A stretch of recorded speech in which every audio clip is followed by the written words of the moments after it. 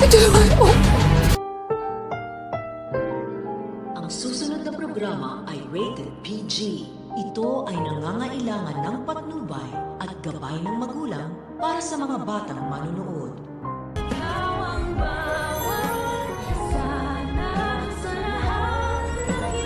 Sinabi ng narrator ng GMA na ngayong Lunes daw ay malalaman na at makukumpirma ni Harry ang kanyang hinala na totoo nga ang kanyang ama na si Carlos ang kumuha at kumidnap kay Lynette. Dahil pagpasok pa lang ni Harry sa bahay ng kanyang daddy ay tatanungin na niya ito kung nasaan ang kanyang tita Lynette. Pero kahit iginapos ni Carlos at binusalan ang bunganga ni Lynette para hindi ito makapag-ingay, ay mapag-iisipan ni Tisay na basagin ang baso sa tabi niya para makagawa ito ng ingay na siya din namang maririnig ni Harry. Kaya naman ay mapapansin ng binata na parang may tao sa itaas. Tinanong niya ang kanyang ama kung si Tita Lynette daw ba niya yon. Kasunod nga niyan ay agad nang pumanaog ng hagdan itong si Harry at sa pagbukas niya ng pintuan ng kwarto ay makikita niya ang kahabag-habag na sitwasyon ng kanyang Tita Lynette. Ikaw, ano sa iyong palagay?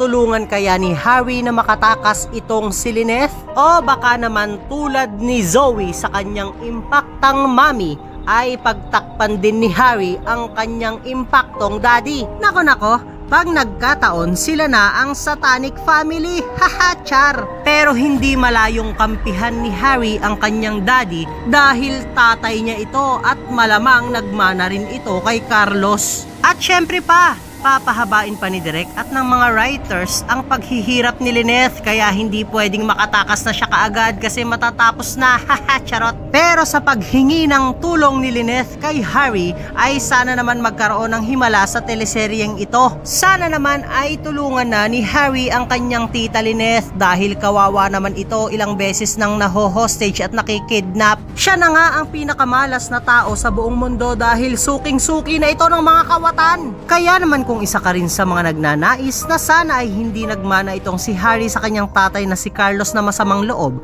at sana ay hindi niya gayahin ang kanyang ating si Zoe na pinagtatakpan lagi ang kanyang impaktang ina, ay huwag mo namang kalimutang mag-like, share, and subscribe and please hit the notification bell. Salamat sa panonood. Paalam!